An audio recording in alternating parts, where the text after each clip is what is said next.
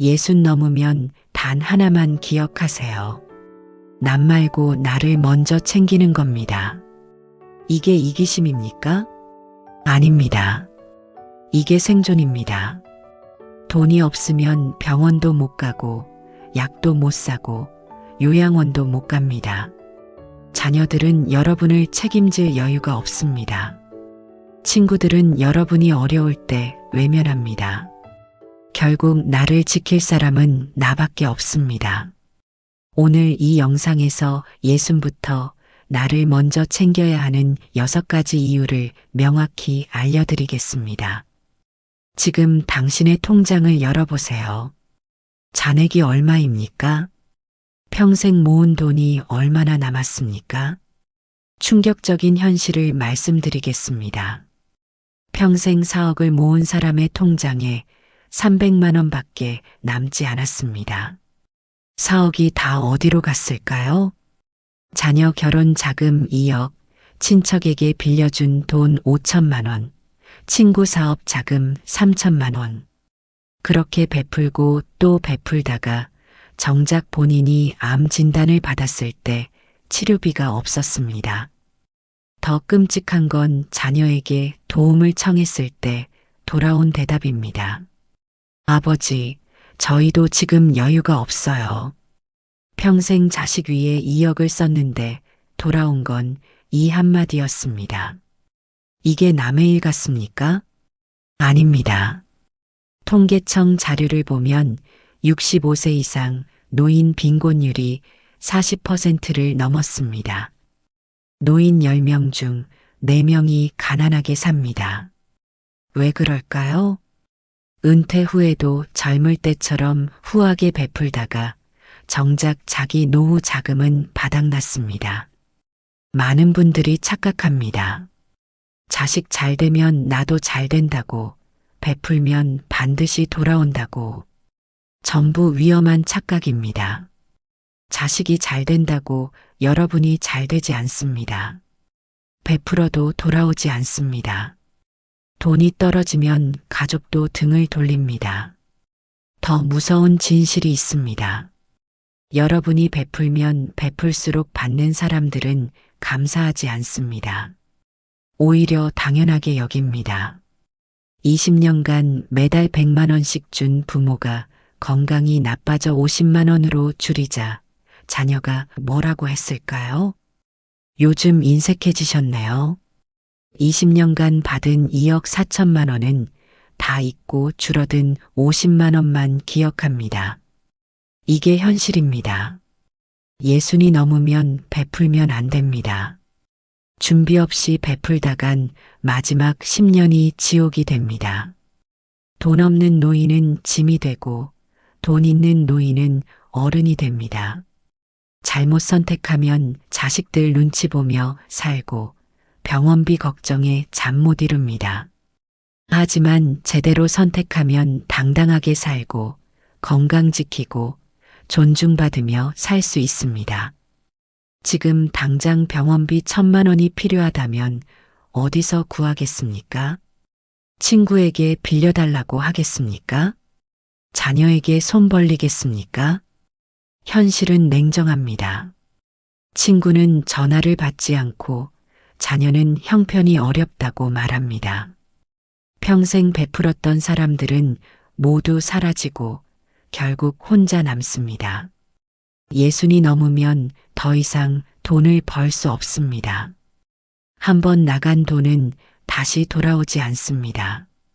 의료비는 상상을 초월하고 요양비는 천문학적입니다. 암 치료비는 수천만 원, 심장 수술은 2천만 원, 요양병원비는 한 달에 300만 원입니다. 이 돈을 누가 대주겠습니까? 자녀들도 자기 살기 바쁩니다. 대출 이자, 생활비, 자녀 교육비로 빠듯합니다. 부모님까지 모실 여력이 없습니다. 결국 나를 지킬 사람은 나밖에 없습니다. 이제는 남을 위해서가 아니라 나를 위해 살아야 합니다. 그것이 이기심이 아니라 지혜입니다. 그것이 냉정함이 아니라 성숙함입니다.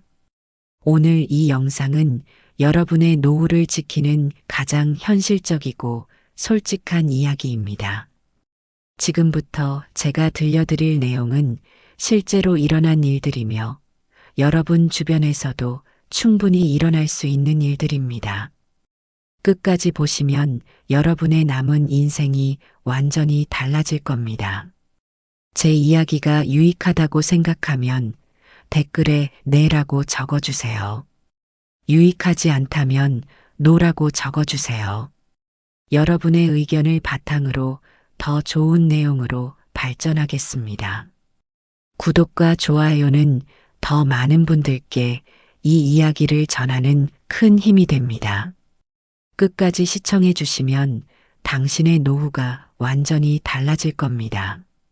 이제부터 세 분의 진짜 이야기를 들려드리겠습니다. 이 이야기들은 왜 예순부터 나를 먼저 챙겨야 하는지 명확히 보여주는 생생한 증거입니다. 첫 번째 이야기입니다. 68세 최인호 씨의 이야기입니다. 평생 친구들에게 후하게 베풀며 살았습니다. 7년 전 40년 지기 친구가 사업 자금이 필요하다며 4천만 원을 빌려달라고 했습니다. 인호 씨는 평생 모은 노후 자금이었지만 친구를 믿고 빌려줬습니다. 1년만 쓰고 꼭 갚겠다는 약속이었습니다. 하지만 7년이 지난 지금까지 한 푼도 돌려받지 못했습니다. 처음 1년은 기다렸습니다. 2년이 되자 전화를 걸기 시작했습니다. 친구는 조금만 기다려달라고 했습니다. 3년이 되자 전화를 받지 않기 시작했습니다. 4년이 되자 전화번호를 바꿨습니다. 5년이 되자 완전히 연락이 끊겼습니다. 작년에 우연히 그 친구가 새 차를 샀다는 소식을 들었습니다. 억울했지만 어쩔 수 없었습니다. 인호 씨는 그 돈 때문에 병원도 제대로 못 다닙니다.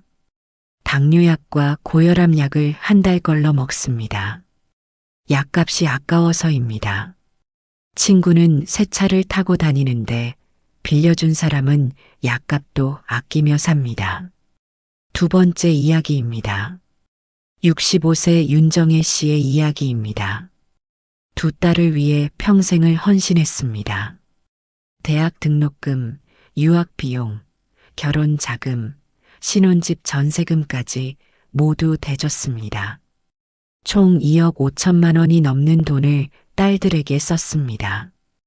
은퇴 후에도 매달 60만 원씩 용돈을 드렸습니다. 두 딸에게 주니 매달 120만 원이 나갔습니다. 6년간 8,600만 원을 드렸습니다. 작년에 정혜 씨가 척추 협착증으로 수술을 받아야 했습니다. 수술비와 재활치료비로 900만 원이 필요했는데 통장에 돈이 부족했습니다. 딸들에게 도움을 요청했습니다. 큰딸은 지금 아이들 학원비 때문에 여유가 없다고 했습니다. 작은 딸은 남편 사업이 어려워서 힘들다고 했습니다. 평생 2억 5천만 원을 썼는데 900만 원도 도와주지 않았습니다. 정혜 씨는 결국 은행 대출을 받아 수술했습니다. 지금도 매달 이자 30만 원을 갚아가고 있습니다. 용돈은 끊었습니다. 그러자 딸들이 서운하다며 연락이 뜸해졌습니다. 명절에도 얼굴 보기 힘들어졌습니다. 돈 줄 때는 효녀였는데 돈 끊으니 연락도 없습니다. 세 번째 이야기입니다. 72세 강태성 씨의 이야기입니다. 9년 전 세무사의 권유로 강남 아파트를 두 아들에게 미리 증여했습니다.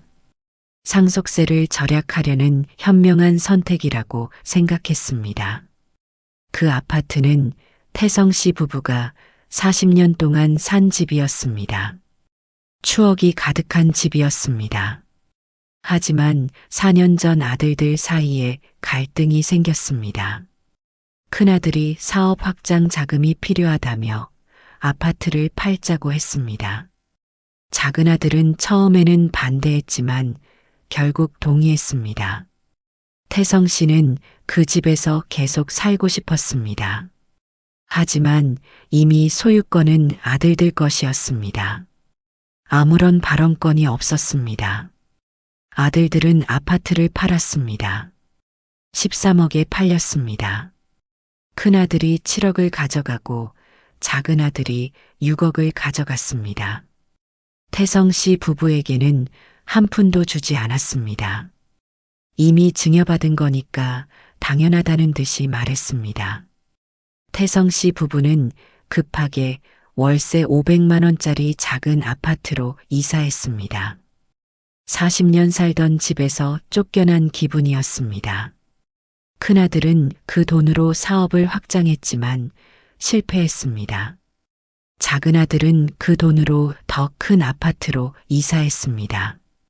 부모는 월세방에 사는데 아들은 호화 아파트에 삽니다.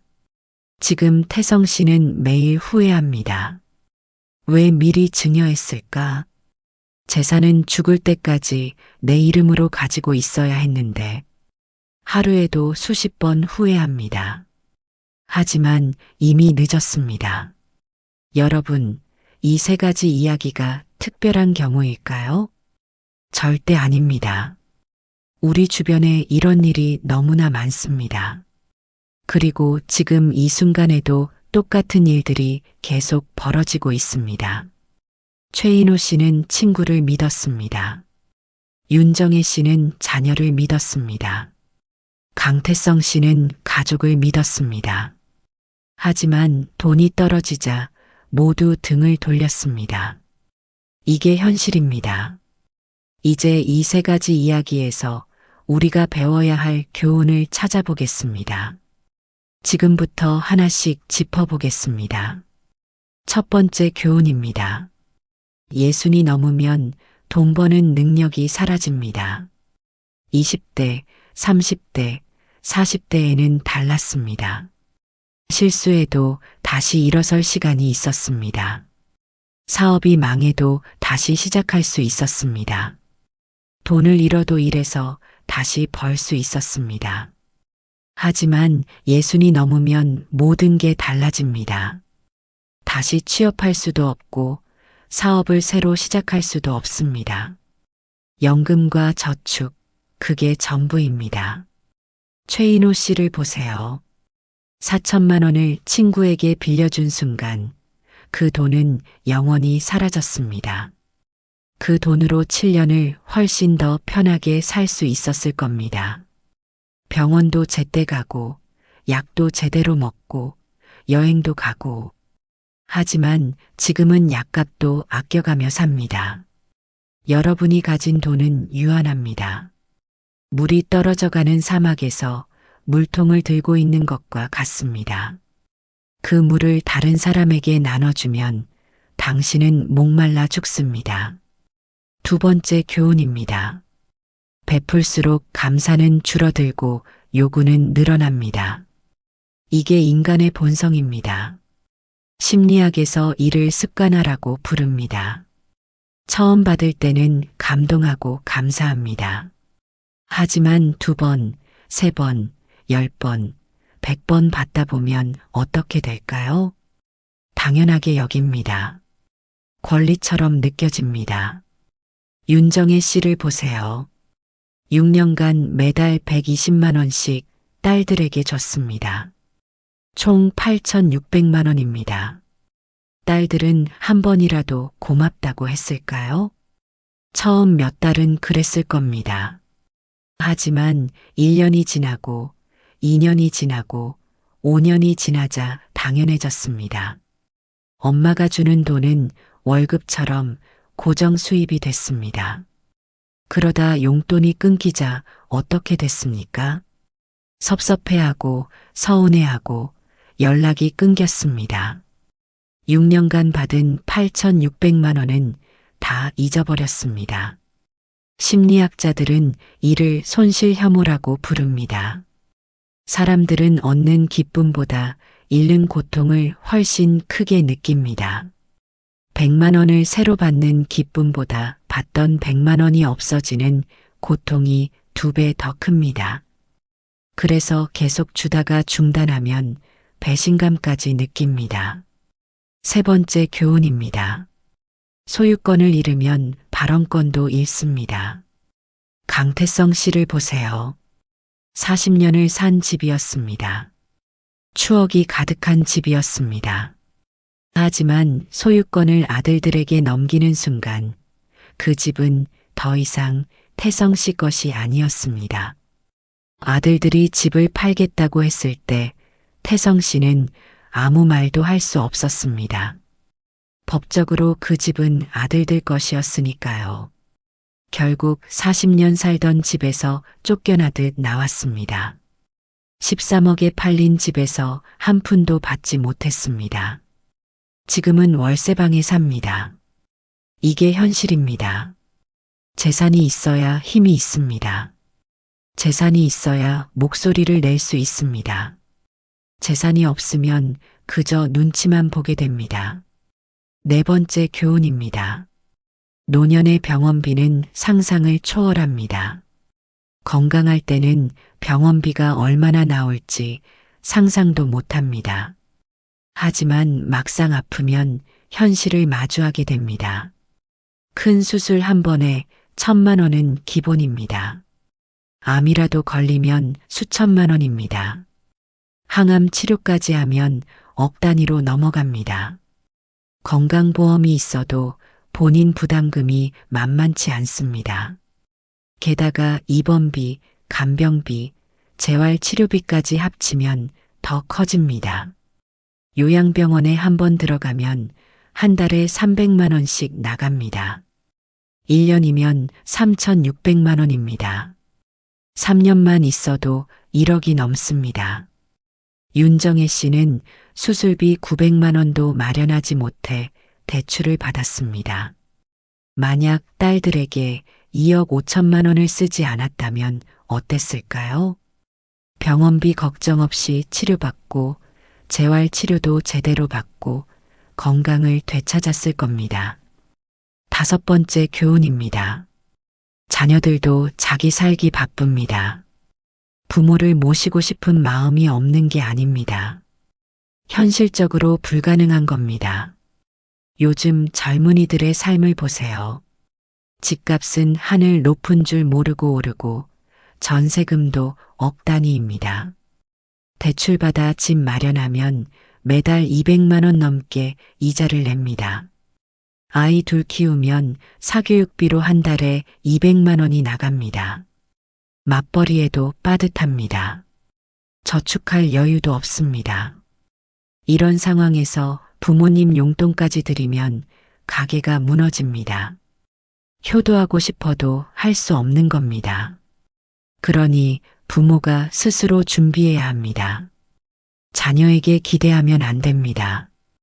여섯 번째 교훈입니다. 진짜 사랑은 베푸는 게 아니라 짐이 안 되는 겁니다. 많은 분들이 착각합니다. 자녀에게 많이 주는 게 사랑이라고. 하지만 생각해 보세요. 자녀들이 진짜 원하는 게 뭘까요? 부모님 용돈입니까? 아닙니다. 부모님이 건강하고 경제적으로 안정되어 계시는 겁니다. 부모님이 눈치 안 보고 당당하게 사시는 겁니다. 부모님 때문에 걱정하지 않아도 되는 겁니다. 내가 경제적으로 안정되어 있으면 자녀들이 마음 편합니다. 내가 아프지 않고 건강하면 자녀들이 걱정 안 합니다. 내가 당당하게 살면 자녀들이 자랑스러워합니다. 이게 진짜 사랑입니다. 이제 철학적으로 생각해 봅시다. 고대 그리스 철학자 아리스토텔레스는 중용을 강조했습니다. 너무 많이 주는 것도 너무 안 주는 것도 아닌 적절한 균형. 예순이 넘으면 그 균형점이 달라집니다. 젊을 때는 많이 줘도 괜찮았습니다. 하지만 이제는 적게 주는 게 균형입니다. 아니, 안 주는 게 균형일 수도 있습니다. 왜냐하면 내가 먼저 살아남아야 하니까요. 로마 철학자 마르쿠스 아우렐리우스는 명상록에서 이렇게 말했습니다. 내가 통제할 수 없는 것에 에너지를 쓰지 마라. 자녀가 감사할지 안 할지는 여러분이 통제할 수 없습니다. 친구가 돈을 갚을지 안 갚을지도 통제할 수 없습니다. 하지만 여러분이 돈을 지킬지 말지는 통제할 수 있습니다. 통제 가능한 것에 집중하세요. 심리학적으로 보면 이를 자기 효능감이라고 부릅니다. 내가 할 수 있는 일에 집중할 때 우리는 힘을 얻습니다. 남을 바꾸려고 하지 말고 나를 지키는 데 집중하세요. 보편적인 메시지로 확장해 보겠습니다. 예순 이후의 삶은 베푸는 시기가 아니라 거두는 시기입니다. 평생 일하고 헌신하고 희생했습니다. 이제는 그 열매를 따먹을 때입니다. 죄책감 느낄 필요 없습니다. 여러분은 충분히 베풀었습니다. 이제는 받을 차례입니다. 아니, 지킬 차례입니다. 프랑스 철학자 볼테르는 이렇게 말했습니다. 완벽은 선의 적이다. 완벽한 부모가 되려고 하지 마세요.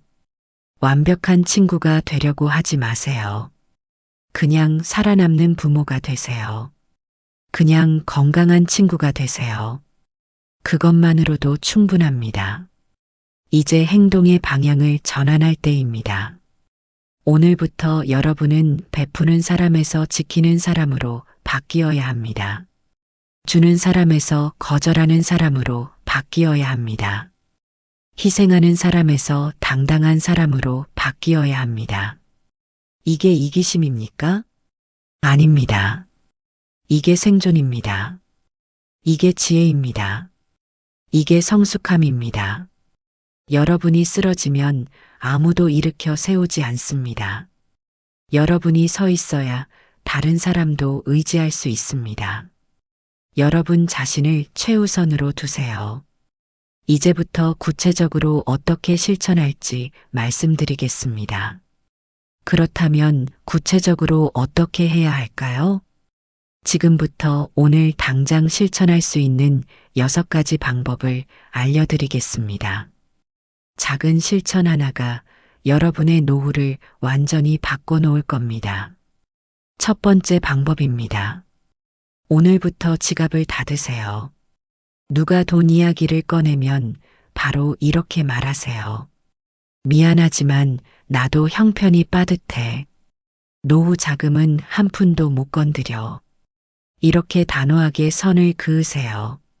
친구가 사업 자금을 빌려달라고 합니다. 30년 친구라고요? 40년 친구라고요? 상관없습니다. 친구는 은행이 아닙니다. 돈이 필요하면 은행에서 대출받으라고 하세요. 친척이 급한 일이 생겼다며 돈을 요청합니다. 혈육이라고요? 가족이라고요? 그래도 안 됩니다. 여러분의 노후가 친척보다 중요합니다. 자녀가 사업 자금이 필요하다고 합니다. 내 자식인데 안 도와줄 수 없다고요? 도와주세요. 단 돈으로는 안 됩니다. 조언으로, 격려로, 응원으로 도와주세요. 돈은 절대 안 됩니다. 처음에는 어색할 겁니다. 미안한 마음도 들 겁니다. 하지만 최인호 씨를 기억하세요. 4천만 원 빌려줬다가 7년째 약값도 못 사고 있습니다. 그게 여러분이 될 수 있습니다. 두 번째 방법입니다. 재산 이전을 절대 하지 마세요. 세무사가 절세 방안이라며 생전 증여를 권합니다. 상속세를 아낄 수 있다고 합니다. 듣지 마세요.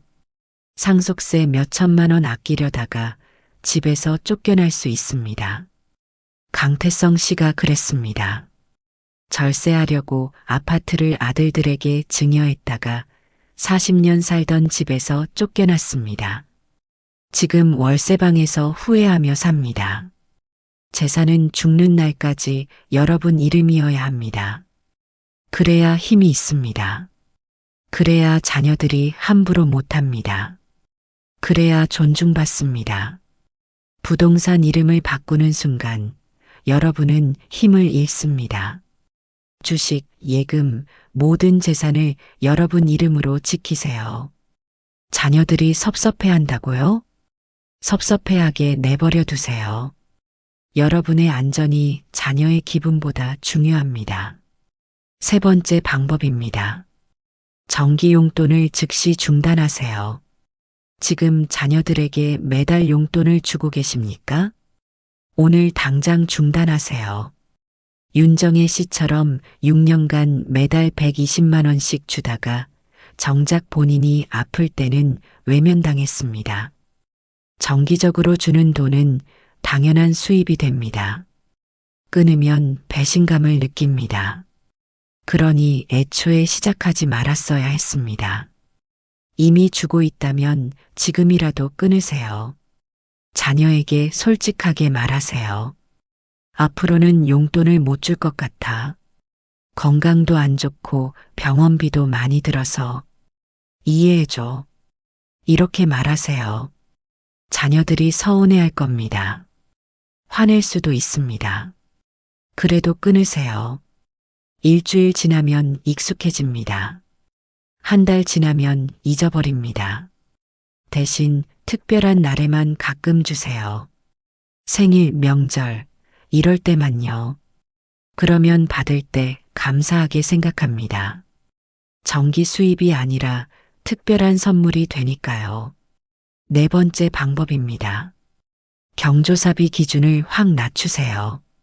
친구 자녀 결혼식에 얼마를 내십니까? 10만 원? 20만 원? 너무 많습니다. 5만 원이면 충분합니다. 친척 결혼식은요? 3만 원이면 됩니다. 장례식도 마찬가지입니다. 5만 원 이상 낼 이유가 없습니다. 체면 때문에 많이 낸다고요? 그 체면이 나중에 병원비 될까요? 아닙니다. 체면은 배를 채워주지 않습니다. 체면은 병을 고쳐주지 않습니다. 체면 버리세요. 조문 갈 때도 마찬가지입니다. 꼭 가야 할 곳만 가세요. 친한 친구, 가까운 친척만요. 먼 친척, 아는 정도 사람은 부의금만 보내거나 아예 안 가도 됩니다. 냉정하게 들립니까? 하지만 현실입니다. 여러분이 아플 때 그 사람들이 찾아올까요? 안 옵니다. 다섯 번째 방법입니다. 외식과 선물을 대폭 줄이세요. 자녀들 올 때마다 외식 시키지 마세요. 집에서 간단하게 먹으세요. 손주 만날 때마다 선물 사주지 마세요. 생일 같은 특별한 날만 작은 선물 하나면 됩니다. 명절 때마다 비싼 선물 주지 마세요. 마음만 담아서 작은 것 하나면 충분합니다. 한번 계산해 보세요. 외식 한 번에 10만 원, 한 달에 4번이면 40만 원입니다. 1년이면 480만 원입니다. 10년이면 4,800만 원입니다. 선물도 마찬가지입니다. 명절마다 30만 원씩, 1년에 2번이면 60만 원입니다. 10년이면 600만 원입니다. 외식과 선물 합치면 10년에 5,400만 원입니다. 이 돈이면 나중에 요양병원 2년치를 낼 수 있습니다. 지금 외식과 선물로 쓸 겁니까? 나중에 요양비로 쓸 겁니까? 선택은 여러분 몫입니다. 여섯 번째 방법입니다. 투자 권유를 무조건 거절하세요. 누가 좋은 투자처가 있다고 합니다. 원금 보장의 고수익이라고 합니다. 절대 믿지 마세요. 세상에 그런 건 없습니다. 원금 보장이면 수익이 낮고 수익이 높으면 위험합니다. 예순이 넘어서 위험한 투자하면 안 됩니다. 주식도, 코인도, 부동산도 안 됩니다. 사업 투자는 더더욱 안 됩니다. 여러분의 돈은 은행 예금에만 두세요. 금리가 낮다고요? 상관없습니다. 원금만 지켜지면 됩니다. 수익 욕심내지 마세요. 지키는 것만으로도 충분합니다. 이제 관계를 다시 정의할 시간입니다. 진짜 관계는 돈으로 유지되지 않습니다. 한 가지 실험을 해보세요. 석 달간 아무에게도 돈 쓰지 마세요. 용돈도, 식사 대접도, 선물도, 경조사비도 최소한만 하세요. 석 달 후에 주변을 보세요. 누가 남아 있습니까? 그 사람들이 진짜 관계입니다. 나머지는 다 돈 때문에 있었던 사람들입니다. 진짜 친구는 손에 꼽을 정도입니다. 3명, 많아야 5명입니다. 그 사람들만 잘 챙기세요. 나머지는 거리를 두세요. 중국 철학자 장자는 이렇게 말했습니다. 물고기는 강에서 서로를 잇고 사람은 도에서 서로를 잇는다. 집착하지 마세요.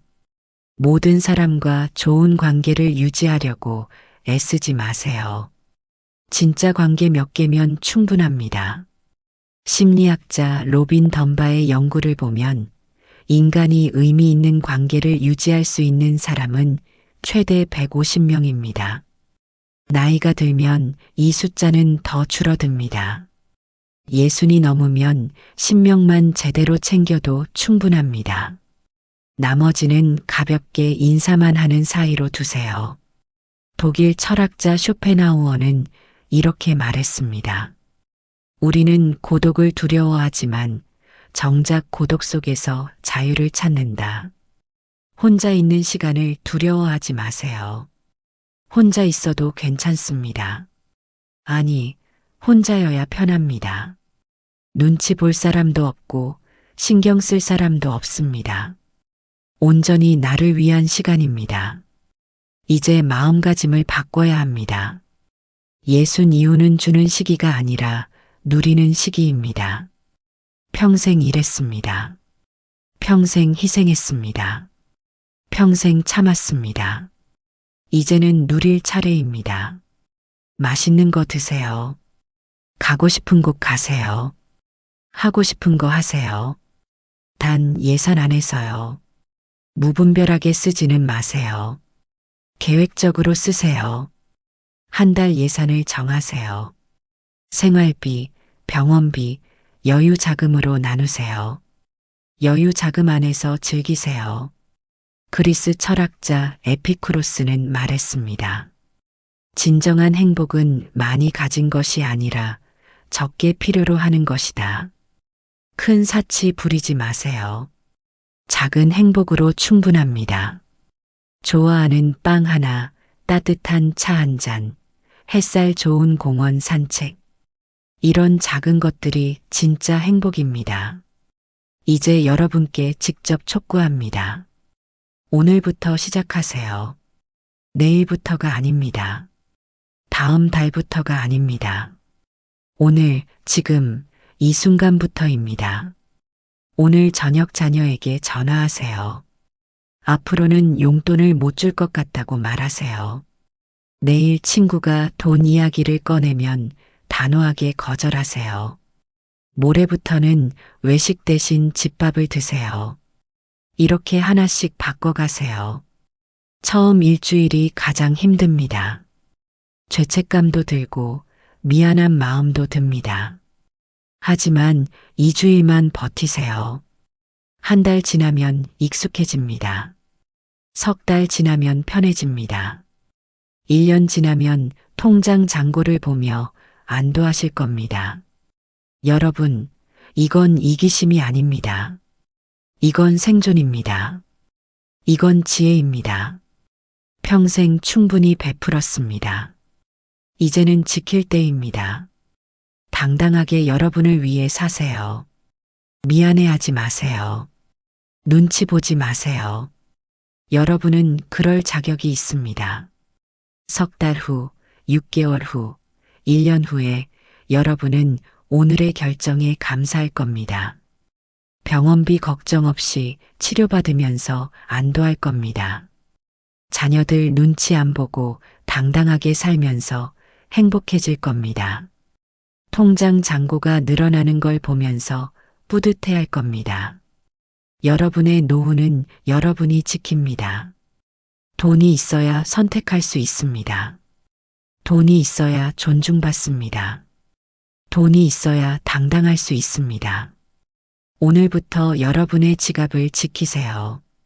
그 작은 결단이 남은 인생을 완전히 바꿔놓을 겁니다. 영상을 끝까지 봐주셔서 진심으로 감사드립니다. 오늘 제가 말씀드린 6가지 방법 중에서 여러분이 앞으로 실행할 것이 몇 번인지 댓글로 적어주세요. 한 가지만 하실 건가요? 아니면 6가지 모두 하실 건가요? 여러분의 댓글 하나하나가 저에게 큰 힘이 되고 더 나은 콘텐츠를 만드는데 큰 도움이 됩니다. 여러분의 참여가 이 채널을 더 유용하게 만들어줍니다. 당신의 작은 댓글 하나가 또 다른 누군가에게 용기가 될 수 있습니다. 구독과 좋아요도 꼭 부탁드립니다. 여러분의 노후를 지키는 현실적이고 솔직한 이야기를 계속 전해드리겠습니다. 끝까지 함께 해주셔서 감사합니다.